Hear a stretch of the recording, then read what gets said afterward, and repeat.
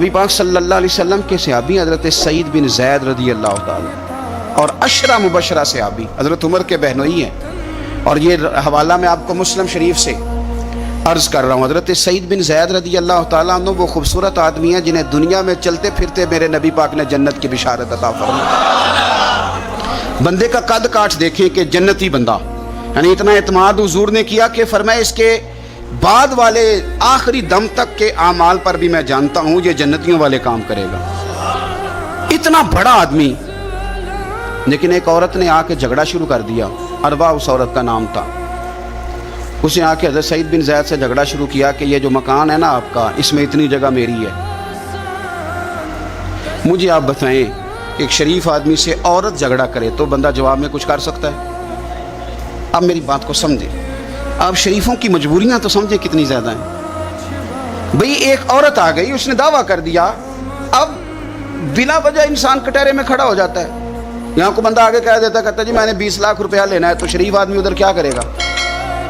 وہ تو مفت میں، اور دائیں بائیں بیٹھے لوگ ویسے ہی پریشان ہو جائیں گے کہ پتہ نہیں کوئی بات ہوتی ہے تو کوئی آتا ہے نا۔ اس نے کہہ دیا کہ مکان میں میرا حصہ ہے، اور کہہ کسے دیا؟ اسے جن کے اعمال کے صحیح ہونے کی گواہی مدینے والے رسول نے عطا فرمائی۔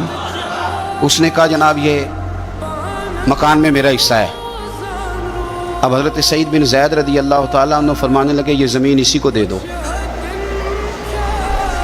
ختم ہو گئی بات۔ شریف آدمی کیسے جھگڑا کرے؟ اب میں آپ کو ایک بات بتاؤں، اگر اس طرح بھی بندہ کر دے تو باتیں پھر بھی ہوتی ہیں۔ لوگ کہتے ہیں بلا وجہ تو نہیں نہ دے دی، ایسے تو نہیں نہ کوئی دے دیتا 4 مرلے، او بھائی ایسے تو نہیں نہ۔ فوراً فرمایا حضرت سعید بن زید، فرمایا دے دو اسے۔ تو آپ کے اہل خانہ کہنے لگے حضور جب آپ اسے کیوں دے رہے ہیں؟ فرمایا تم دے دو۔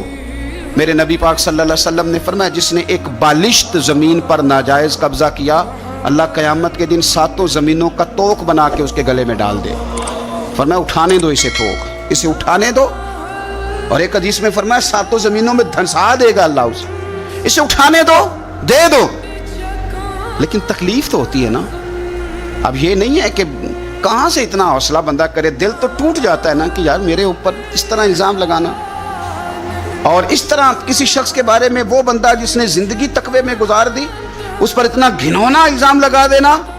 اب حضرت سعید بن زید نے نا لوگوں کو کہہ دیا دے دو، لیکن جب تنہا گئے تو دل ٹوٹا ہوا تھا، کلیجہ پھٹا ہوا تھا، طبیعت پریشان تھی، ہاتھ اٹھائے، کہا اللہ سچائیاں بھی تو جانتا ہے، جھوٹ بھی تو جانتا ہے، ظاہر چیزوں کو بھی تو جانتا ہے، چھپی ہوئی کو بھی تو جانتا ہے۔ اللہ اگر یہ جھوٹی ہے تو اسے اندھا کر دے، اور اللہ یہ جو زمین اس نے مجھ سے لی ہے نا پھر اس میں اس کی قبر بنا دے۔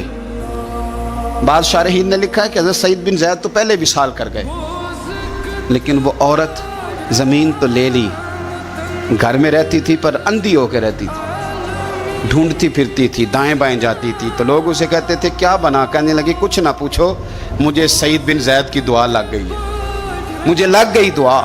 تڑپتی تھی، روتی تھی، کنواں کھدوایا ہوا تھا، امیر لوگوں نے گھر میں کنواں کھدوایا ہوا تھا، تو یوں لگتا ہے کہ پانی بھی کوئی نہیں پلاتا تھا، کوئی نواسا نواسی پوتا پوتی بھی قریب نہیں آتا تھا، پانی پینے کے لیے کنویں میں گئی تو اندر ڈوب کے مر گئی۔ اس کا گھر ہی اس کی قبر بن گیا۔ لیکن نا لوگ اس وقت سمجھ رہے ہوتے ہیں کہ جناب دیکھا نا میرا پتہ چل گیا، ہنس رہے ہوتے ہیں کہ دیکھا میں نے کتنا رسوا کر دیا، دیکھا پھر فلانا کتنی منتیں کر رہا تھا، دیکھا، اور تمہیں پتہ نہیں، تم کیا سمجھتے ہو کہ جس کو تم نے رسوا کرنا چاہا اس کا کسی جو ہے وہ وزیر مشیر اور بڑے آدمی سے تعلق نہیں تھا تو وہ تمہارے ہتھے چڑھ گیا؟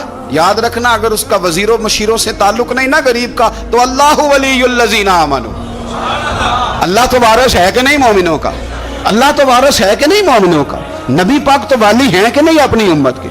تو تم کس طرح سمجھتے ہو کہ بندہ وارث شاہ مان کری نہ وارثہ دا، رب بے وارثہ کر کے مار دائی۔ تو ہم جب چل رہے ہوتے ہیں نا تو پھر تو ہماری قد کاٹ کا کون مقابلہ کرے، اور جب ہم چڑھ جائیں ہوا کے گھوڑے تو پھر کون ہمارا رخ پھیرے۔ لیکن یاد رکھنا ایک عدل کرنے والی ذات ہے، جب لگامیں کھینچتی ہے تو پھر لوگوں کو کوئی چارہ، اپنی زندگی کے اندر کبھی بھی کوئی کام ایسا نہ کریں، کبھی بھی۔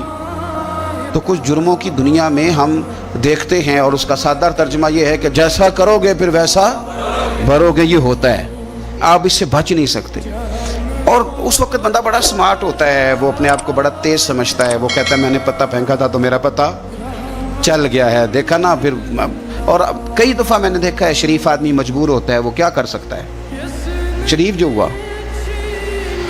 शर और शरीफ इनका मुकाबला नहीं होता, एक चीज़ है ही शर, तो शरीफ उसका मुकाबला कैसे करेगा। बल्कि शरीफ आदमी तो कई दफ़ा वैसे ही बचता है, कहता है यार मतलब किसी तरीके जान छुड़ाएं, ये शर है और मैं बावजू रहने वाला आदमी हूँ, मैं गंद में कैसे हाथ डालूंगा। वो बचता है तो लोग समझते हैं डरपोक है, हालांकि डरपोक और होता है और शरीफ और होता है। तो शराफत को लोग बुज़दिली जानते हैं।